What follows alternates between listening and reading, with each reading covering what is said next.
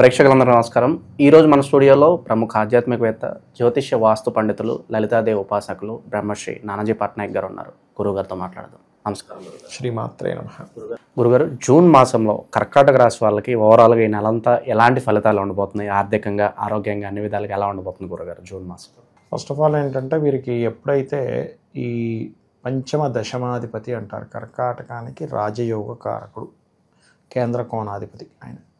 ఆ కేంద్ర కోణాధిపతి కుజుడు రాశిలో సంచరిస్తున్నందుకు మీరు గమనించండి, ఎనీ కర్కాటక లగ్న ఆ రాశి వాళ్ళు చేస్తున్నటువంటి వృత్తిలో లేకపోతే ఒక స్ట్రెస్ఫుల్ మూమెంట్ అని వీళ్ళు ఆల్రెడీ చూస్తూ ఉన్నారు. అయితే కర్కాటకానికి ఉన్నటువంటి గొప్ప విషయం ఏంటంటే వీరికి మదర్లీ నేచర్, ఎమోషన్స్ ఎక్కువ ఉంటాయండి కర్కాటకం వారికి, అది ఎక్కువగా ఉంటుంది. అయితే ఈ స్ట్రెస్ ఏదైతే ఉందో 6వ తేదీ నుంచి ఎప్పుడైతే కుజుడు మారుతాడో తగ్గుతుంది ఆ స్ట్రెస్ అనేటువంటిది కర్కాటకం వారికి. కానీ ఇదేమవుతుంది, కుజుడు వెళ్ళి 2వ స్థానంలోకి వెళ్ళి కేతుతో కలుస్తున్నాడు. అందుకని వీళ్ళు ఎక్కడైతే ఉద్యోగం చేస్తుంటారో లేకపోతే సంతానానికి ఏదైనా మనీ ఇచ్చి పంపించేటప్పుడు కర్కాటకం వారు ఆ ఫైనాన్షియల్ డీల్స్, ఉద్యోగంలో కోలిక్స్కి ధన విషయంలో కావచ్చు, సంతానంతో ఫైనాన్షియల్ మ్యాటర్స్, లేకపోతే ఎవరైనా ఇష్టపడిన వారితో, ఇప్పుడు లవర్ ఎవరో ఉంటారు మొత్తం మీద ఇష్టపడిన వాళ్ళతో ఏదైనా మనీ మ్యాటర్స్ విషయంలో పర్టికులర్గా వీళ్ళు జాగ్రత్తగా ఉండాలి.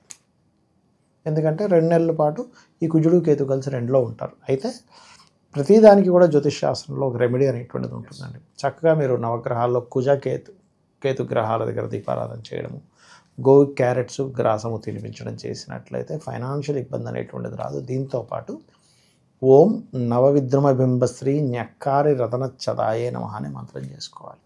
మనీ ఫ్లో పరంగా ఎలా ఉంటుంది గురుగారు వీళ్ళకి ఆర్థిక స్థితి? కొంచెం స్ట్రక్ అవుతుంటాయండి, ఎందుకంటే 2లో కుజుడు కేతు కదా. ఇప్పుడు అదే చెప్పాను, నవవిద్రమ బింబశ్రీ న్యక్కారి రతన చదాయ నమః, లేదా ఓం సంపత్కరీ సమారూఢ సింధుర వ్రజసేవితాయే నమః అనే నామస్మరణ చక్కగా పనిచేస్తుంది. ఓకే. శుభకార్యాలకు ఏదైనా ఆస్కారం కనిపిస్తుందా గురుగారు ఈ నెలలో? శుభకార్యాల కంటే ఒకటండి, వీళ్ళు ఏదైనా ఇన్వెస్ట్మెంట్స్కి మాత్రం మంచి టైం అని చెప్పచ్చు శుభకార్యాల కంటే కూడా. అయితే ఒకటి, ఎప్పుడైతే మీకు 12వ స్థానంలో గురువు ఉన్నాడో, ఇది 12వ స్థానం గురువు అనేటువంటి తండ్రి ఆస్తి ఏమైనా లిటికేషన్స్లో ఉన్నవి క్లియర్ అవ్వడానికి ఇది మంచి సమయం. రావడానికి ఒక్కోసారి చూడండి ఆస్తులన్నీ ఉంటాయి కానీ పంచుకోరు, సో తండ్రి ఆస్తి రావడానికి బాగుంది. ఇక శుభకార్యాల విషయంగా తీసుకుంటే కనుక ఇక్కడ 9వ అధిపతి 12లో ఉన్నందుకు ఈ శుక్రుడు ఎప్పుడైతే మనకి ఎండింగ్లో మారతాడు, యాక్చువల్గా ఎండింగ్లో మారకముందు, ఎందుకంటే 10వ స్థానంలో ఉండేటువంటి శుక్రుడు 4వ స్థానాన్ని చూస్తున్నాడు కాబట్టి గృహప్రవేశాలకి, గృహ సంబంధించిన వాటికి వీళ్ళకి పాజిటివ్గా కొంత చూపిస్తుంది. ఎందుకంటే 4వ స్థానం తన స్థానం అంతా చూసుకుంటున్నాడు కాబట్టి. ఎందుకంటే ఇక్కడ ఓన్లీ శుక్రుడు ఒకటే కాదు, గురువు కూడా చూస్తున్నాడు. అంటే గురు శుక్రులు ఇద్దరు కూడా మనకి 4వ స్థానాన్ని చూస్తున్నారు కాబట్టి గృహ సంబంధించినటువంటి విషయాలకి రిపేర్ చేసుకొని మళ్ళీ ఇది అవ్వడానికి వాటికి బాగుంది చెప్పాలంటే. ఓకే. ఇక అవకాశాలు, గుర్తింపు పరంగా ఎలా ఉంటుంది గురుగారు? నాకంటూ కొంత అవకాశం కావాలి, పేరు ప్రఖ్యాతులు కావాలి అనుకుంటూ ఉంటారు సినిమా రాజకీయ ప్రముఖులు కావచ్చు, వాళ్ళకి ఎలా ఉండబోతుంది? అంటే ఒకటేనండి, ఇక్కడ మనం అవకాశాలని, గుర్తింపుల్ని ఫస్ట్ వీక్లో ఎక్స్పెక్ట్ చేయొచ్చు, ఫస్ట్ 2 వీక్స్లో ఎక్స్పెక్ట్ చేయొచ్చు. ఎందుకంటే ఈ ధనాధిపతి లాభంలో ఉన్నాడు. రవి ఎప్పుడు కూడా అవకాశాలకి, గుర్తింపులకి కారకుడు, ముఖ్యంగా గుర్తింపులకి కారకుడు. అవకాశం అనేటువంటిది బుధుడు కారకుడు మెయిన్గా. సో ఈ బుధుడు రవి ఇద్దరిది తీసుకుంటే కనుక వీరికి 6వ తేదీ నుంచి బుధుడు 12లోకి మారిపోతున్నాడు. సో రవి గురువు దగ్గరికి వచ్చేస్తున్నాడు. బట్ ఫస్ట్ వీక్లో కొంచెం ఈ కొత్త అవకాశాలు రావడానికి కొంచెం ఎక్కువ అవకాశం, ఫస్ట్ 2 వీక్స్ 1-2 వీక్స్ ప్రధానంగా చెప్పాలంటే. కాకపోతే పేరు ప్రఖ్యాతలు రావడం మాత్రం మొదటి 2 వారాలు అనుకూలత ఉంటుంది అని చెప్పుకోవచ్చు మనం. ఓకే. ఇక విద్యార్థులు, నిరుద్యోగులు వీళ్ళ పరిస్థితి ఎలా ఉండబోతుంది గురుగారు? విద్యార్థులకి అందులో ముఖ్యంగా కళారంగ సంబంధించిన ఉంటాయి కొన్ని, అంటే ఆర్ట్ రిలేటెడ్ బేస్ మీద ఉండేటువంటివి, ఫ్యాషన్ డిజైనింగ్ కావచ్చు, ఇంజనీరింగ్ కావచ్చు, లేకపోతే మోటార్ ఫీల్డ్ కావచ్చు, ఇట్లాంటి విద్యార్థులకి అనుకూలత ఉంది.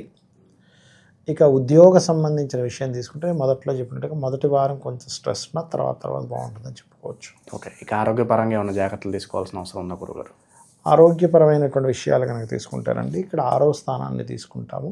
6వ అధిపతి 12లో ఉన్నాడు. సో 6వ అధిపతి ఎప్పుడైనా 12లో ఉన్నప్పుడు పెద్ద ఇబ్బంది ఏమి ఇవ్వడు చెప్పాలంటే. కాకపోతే ఇక్కడ ఫాదర్ హెల్త్ విషయంలో కొంచెం జాగ్రత్తగా చూసుకోవాలి. 6th lord is in 12th హౌస్లో ఉన్నప్పుడు, ఎందుకంటే ఆయన 9th లార్డ్ కూడా అవుతాడు కాబట్టి పెద్ద ఎఫెక్ట్ ఏమి ఉండదు. కానీ కొంచెం ఏంటంటే ఈ కొలెస్ట్రాల్ ఎక్కువ ఉన్న ఫుడ్స్ తీసుకోవడం ఇవి చేయకూడదు అనేటువంటి చాలా స్పష్టంగా చూపిస్తుంది. ఎందుకంటే ఇక్కడ కర్కాటకానికి కుటుంబ స్థానం సింహరాశి అండి.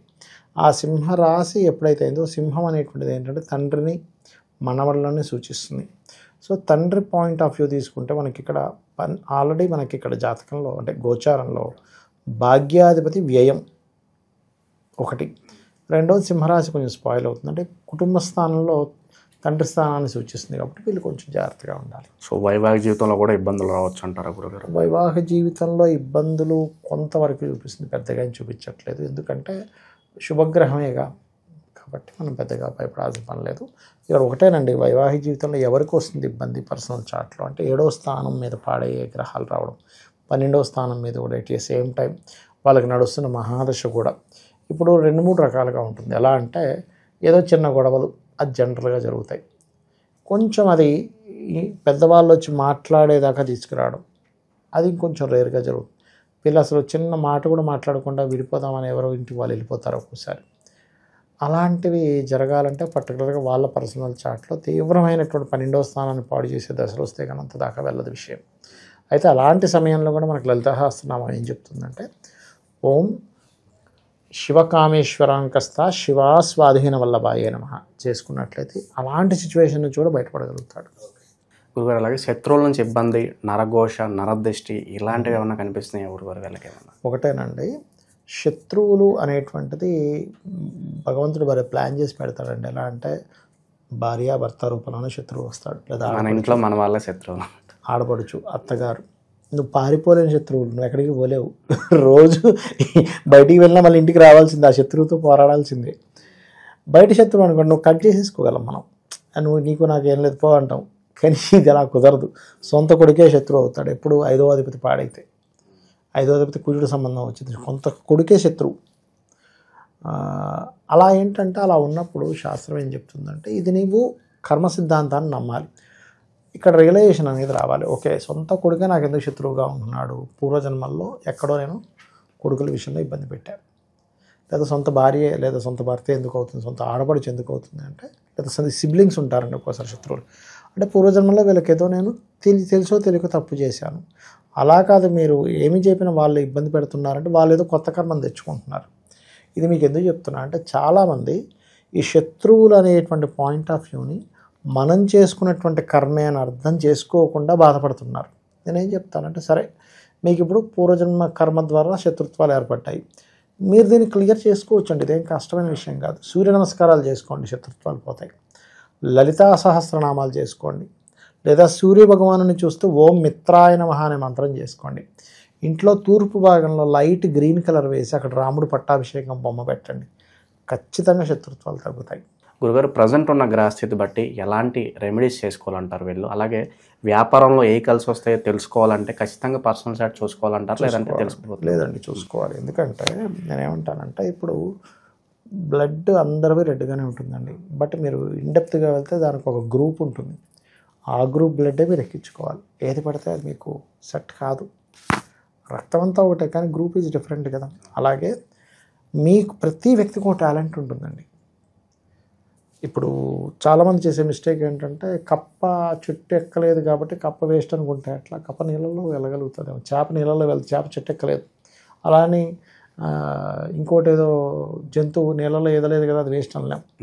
సరైన మార్గంలో లేరు అంతే వాళ్ళంతే, సరైన మార్గంలో లేరు. వాళ్ళ ధనాధిపతి ఏ రూపంలో ధనం వస్తుంది అనేటువంటిది వాళ్ళు చూసుకోవాలి. ఎలా అంటే మీకు వచ్చిన ఎగ్జాంపుల్ చెప్తా, సందర్భం వచ్చింది కాబట్టి. ఒక వ్యక్తి బంగారు వ్యాపారం చేశాడు, ఆయనకి గురువు రవి పాడైపోయాడు. పాడైపోతే నాకు ఆయన వ్యాపారం చేసి నష్టం పోవడం కూడా జరిగింది. అనుకోకుండా నా జాతకం తీసుకొచ్చినప్పుడు నేను ఎందుకో మీరు ఏ వ్యాపారం అయినా చేయండి కానీ గోల్డ్ వ్యాపారం మాత్రం చేయకండి అన్న. అవును సార్, నేను అందులో నష్టపోయిన కొన్ని కోట్లు పోయి నాకు అన్నాడు. ఎందుకు అంటే ఆయన పెట్టిన సమయంలో గోల్డ్ రేట్ టమ్మని పడిపోయిందట. తర్వాత తెలిసిన వాళ్ళకు ఇవ్వడం, అక్కడ సరే సిబ్బంది కొంతవరకు వీళ్ళని మోసం చేయడం, అంటే కొంతవరకు దోచేసుకోవడం, అలా ఇలా మొత్తం మీద ఆయన రోడ్డు మీదకి వచ్చేసాడు. ఎందుకు సార్ అలా అన్నాడు? అయ్యా మీ జాతకంలో గురువు రవి రెండూ పాడయ్యాయి, గోల్డ్ వ్యాపారం, మరి ఏం చేయాలంటే స్క్రాప్ వ్యాపారం చేయండి అన్నాను. ఇది చాలా సంవత్సరాల క్రితం విషయం. స్క్రాప్ అంటే ఏం చేయాలి అంటే పాత సామాన్లు, పాత వాటి ద్వారా వాళ్ళకి డబ్బులు వస్తాయి. అది ఎందుకు వస్తుంది అంటే శని కనుక కొంత ధనాన్ని ఇచ్చే దాంట్లో అంటే నూనె కానీ ఆయిల్ కానీ స్క్రాప్ వ్యాపారాలు కానీ యోగిస్తాయి. అదేంటండి అందులో డబ్బులు వస్తాయి అనకంటే వస్తాయి, నీకు నమ్మరు. ఆయన వితిన్ 2-3 ఇయర్స్లో కొన్ని కోట్లు సంపాదించాడు దాంట్లో. యోగం ఎందులో ఉందో చూసుకోవాలండి. యోగం కనుక బాగోకపోతే ఇప్పుడు కొంతమంది ల్యాండ్స్ మీద ఇన్వెస్ట్మెంట్ చేయకూడని దశలు కొన్ని ఉంటాయి. కుజుడు పాడైపోయాడు. ఒక సాఫ్ట్వేర్ ఎంప్లాయీ అయితే నెలకి 5 లక్షలు సంపాదిస్తాడు కానీ రూపాయలు లేదని ఏడుస్తున్నాడు. మీరు నమ్ముతారా? ఎందుకు అలాగా జరిగింది అంటే ఆయన భూముల మీద ఇన్వెస్ట్మెంట్ చేయకూడదు. ఆయన ఏం చేశాడు, వచ్చిన డబ్బులు వచ్చినట్టుగా ఇన్వెస్ట్మెంట్ చేసుకుంటూ వెళ్ళిపోయాడు అవుట్స్కట్స్లో భూముల మీద. అవన్నీ కూడా ఎలాంటి ల్యాండ్స్ అంటే కొంతమంది చూడండి కొన్నా సరే ఎదగవు కొన్ని, అన్నీ కూడా ఫ్రెండ్ దగ్గర నుంచి ఒక 5 లక్షలు తీసుకున్నాం, ఈయన దగ్గర ఉన్న 2 లక్షలు కలపడం, లేకపోతే ఇంకో 10 లక్షలు కలపడం, భూమి కొనడం. ఈ ఫ్రెండ్స్ అందరూ మా డబ్బులు ఎప్పుడు ఇస్తామని పట్టుకున్నాడు. ఒకటి అమ్ముదామంటే అమ్ముడుపోదు. బికాజ్ ఆఫ్ కుజుడు పాడై ధనస్థానాలని వ్యయస్థానాలని పాడు చేస్తున్నాడు. ఆ వ్యక్తి బంగారం మీద పెడితే డబ్బులు బాగా వచ్చేవి మళ్ళీ. అది మనం తెలుసుకోవాలంటున్నాను. నేను జ్యోతిశాస్త్రం ఎందుకు ఉందంటే నీకు రూట్ ఏంటని చెప్తుంది. గురుగారు ప్రజెంట్ ఎలాంటి రెమెడీస్ అవసరం అంటారు ఈ రాశి వాళ్ళకి? ఈ కర్కాటకం వారికి ఒకటేనండి, ఎప్పుడూ కూడా వీళ్ళు కుజుడికి సంబంధించిన రెమెడీ అంటే సుబ్రహ్మణ్యేశ్వర స్వామి ఆరాధన ఎక్కువగా చేస్తూ ఉండాలి కర్కాటకం వారు. అది మెయిన్గా గుర్తుపెట్టుకోండి. అలాగే ఎప్పుడు కూడా ధనం మూలం ఇదం జగత్ అంటారు కాబట్టి ఇప్పుడు వీళ్ళకి 2లో కేతు ఉన్నాడు కాబట్టి సూర్య భగవాను చూస్తూ, సూర్యుల్లోనే గణపతి అందరూ ఉన్నారని మనకి సూర్య సంబంధించిన ఇవి చెప్తూ ఉన్నాయి. బ్రహ్మ విష్ణు రుద్రులు పితృదేవతలు అందరూ సూర్యులో ఉంటారట. మనకి యక్షులు గంధర్వులు ఉన్న సర్పాలు అన్నీ ఉంటాయట. సూర్యభగవాను చూస్తే గణపతి అందులో ఉన్నాడనే భావనతో సూర్యుడికి నమస్కరించుకొని అర్ఘ్యం వదిలినట్లయితే 100% వీళ్ళకి అన్ని విధాలు బాగుంటుంది. ఓకే, కర్కాటక రాశి వాళ్ళందరికీ కూడా జూన్ నెల ఏ విధంగా ఉండబోతుందో చాలా బాగా వివరించారు గురుగారు. ధన్యవాదాలు. శ్రీమాత్రే నమః.